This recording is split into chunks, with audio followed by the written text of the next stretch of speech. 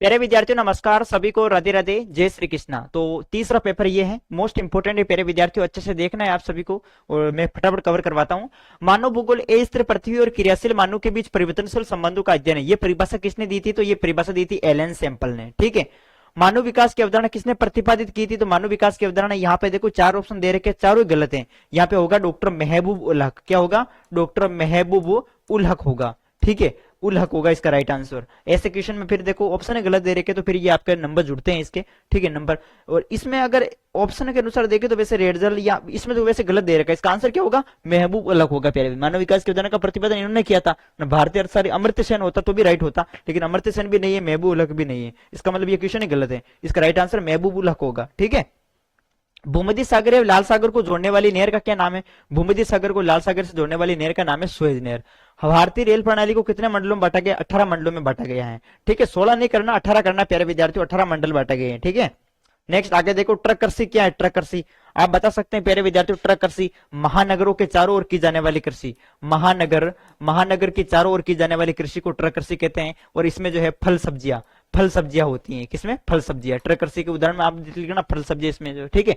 WTO का पूरा नाम क्या है? डब्ल्यूटीओ का पूरा नाम है विश्व व्यापार संगठन। विश्व व्यापार संगठन, विश्व व्यापार संगठन। और इसकी स्थापना होती है, कब होती है इसकी स्थापना? 1900 कब होती है प्यारे विद्यार्थी? डब्ल्यूटीओ की स्थापना 1995 में। 1995 में इसकी स्थापना हुई थी। सन अगर शब्द का पूरा प्रयोग कब और किसने किया था? तो 1915 में किया था प्रिय विद्यार्थियों। किसने किया था? पैट्रिक गिडीज ने। पैट्रिक गिडीज ने सन्नगर शब्द का प्रयोग सबसे पहले किया था, ध्यान रखना। झूमिंग कृषि किसे कहते हैं? ऐसी कृषि जो बदल बदल कर की जाती है, जो बदल बदल कर की जाती है। स्थान को बदल बदल कर की जाने वाली कृषि को क्या कहते हैं? झूमिंग कृषि। और इसी कृषि को स्थानांतरित कृषि भी कहते हैं। स्थानांतरित कृषि कौन सी कृषि कहते हैं? स्थानांतरित कृषि कहते हैं। ठीक है, झूमिंग कृषि, ये ध्यान रखना प्यारे विद्यार्थियों। बंजर भूमि और प्रतिभूमि में अंतर बताओ, ये भी इंपॉर्टेंट प्रश्न, इसको भी देखो अच्छे से।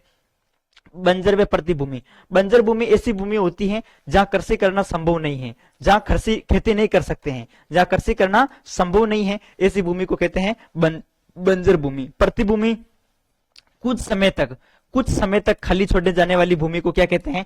कुछ समय तक खाली छोड़े जाने वाली भूमि को कहते हैं प्रतिभूमि। ठीक है, दोनों में अंतर इस प्रकार से आप लिख देना। जनसंख्या संगठन से आप क्या समझते हैं? जनसंख्या संगठन में किसी भी देश की जनसंख्या में जैसे आयु, ठीक है, लिंग, जन्म स्थान, व्यवसाय, इन आदि का अध्ययन किया जाता है। ठीक है, जनसंख्या संगठन।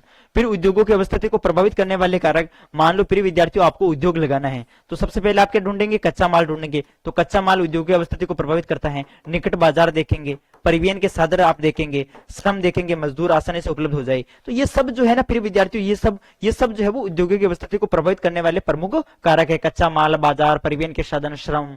ठीक है, परिवहन के साधन हो गए ये सब कुछ। फिर उसी प्रकार से आगे दे रखे आपके सामने रबी, खरीफ और जायद फसलों के प्रत्येक दो उदाहरण दीजिएगा। रबी की फसल प्रिय विद्यार्थियों जौ चना आप लिख देना। रबी की फसल में जौ है, चना है। खरीफ की फसल में मक्का है, मूंगफली है। ठीक है, मक्का है, मूंगफली है, चावल है। उसी प्रकार से जायद के फसल में आप ककड़ी लिख देना, ककड़ी है, तरबूज है। ठीक है, ये दो उदाहरण आपको यहाँ पे लिखने हैं। दो ही पूछे, दो उदाहरण तो दो उदाहरण इस तरीके से आप लिख सकते हैं।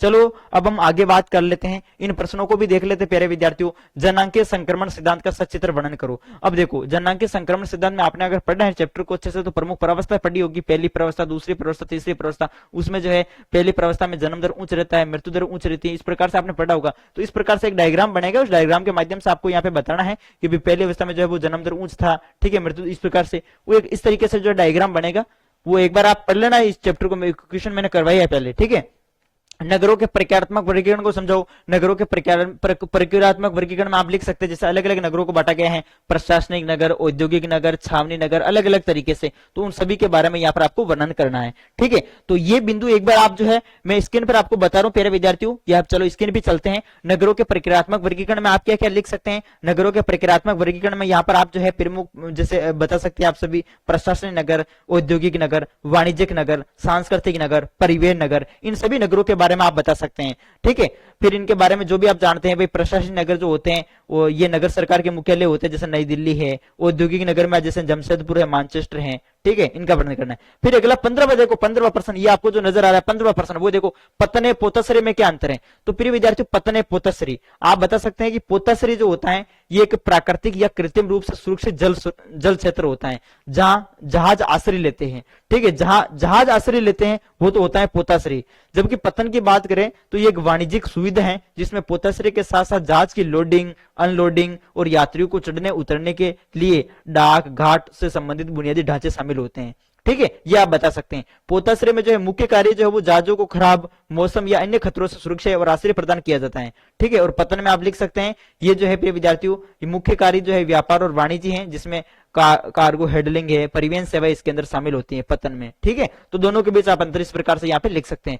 फिर यहाँ पे अगला देखो ग्रामीण बस्तियों के बारे में कि ग्रामीण बस्तियों के प्रमुख प्रकारों का वर्णन करो। तो इसमें आप ग्रामीण बस्तियों में कोई भी प्रकार है उनका आपको वर्णन करना है। जैसे ग्रामीण बस्तियों के हमने 4 प्रकार पढ़े थे, गुच्छित बस्ती, अर्धगुच्छित बस्ती, पल्ली बस्ती, इन सभी के बारे में यहाँ पे आपको वर्णन करना है। गुच्छित बस्ती में देखो ग्रामीण बस्तियों के प्रकार में 4 प्रकार देखे थे। सबसे पहले गुच्छित बस्ती, दूसरी है अर्धगुच्छित बस्ती, और तीसरी है पल्ली बस्ती, और चौथी है प्रक्षेपित बस्ती। ठीक है, प्रक्षेपित बस्ती। तो इस प्रकार से 4 प्रकार है, गुच्छित, अर्धगुच्छित, पल्ली और प्रक्षेपित। गुच्छित बस्ती में घर बहुत पास पास होते हैं, अर्धगुच्छित बड़े गांव के टूटने के कारण बनती है, पल्ली बस्ती को पाड़ा ढाणी नगला कहते हैं, प्रक्षेपित बस्ती एकाकी बस्ती कहते हैं। इनके बारे में यहाँ पर आपको वर्णन करना है। फिर यहाँ पे देखो लोह इस्पात उद्योग का सचित्र वर्णन करो। लोह इस्पात उद्योग जो है ये सभी अन्य उद्योगों की जननी है, आधारभूत उद्योग इसे कहते हैं। ठीक है, क्योंकि जितने भी जो उद्योग है वो सभी इसी पर आश्रित हैं, इसलिए इसे जो है वो सभी उद्योगों की जननी कहा जाता है। अब लोह इस्पात उद्योग के बारे में आपको बताना है, लोह इस्पात उद्योग जो है पहला कारखाना पश्चिम बंगाल के कुल्टी नामक नगर वहां पर खोला गया था। जो भी आप लोह इस्पात उद्योग के बारे में जानते हैं वो आपको लिखना है, एक बार आप पढ़ लेना अच्छे से। ऊर्जा के परंपरागत स्रोतों का वर्णन करो। अब ऊर्जा के परंपरागत स्रोत में ऊर्जा के 2 स्रोत हैं, एक तो परंपरागत है, एक गैर परंपरागत है। ठीक है, ऊर्जा के परंपरागत स्रोत में जैसे कि कोयला है, ठीक है, कोयले के बारे में बताना है, पेट्रोल है, प्राकृतिक गैसें हैं, ये परंपरागत स्रोत हो गए। जो अपरंपरागत स्रोत है, अपरंपरागत में प्रिय विद्यार्थियों सौर ऊर्जा, पवन ऊर्जा, भूतापी ऊर्जा, ज्वारी ऊर्जा ये आ जाएगी। ठीक है, फिर यहाँ पे देखो मानव विकास के प्रमुख घटकों को विस्तार से समझाओ।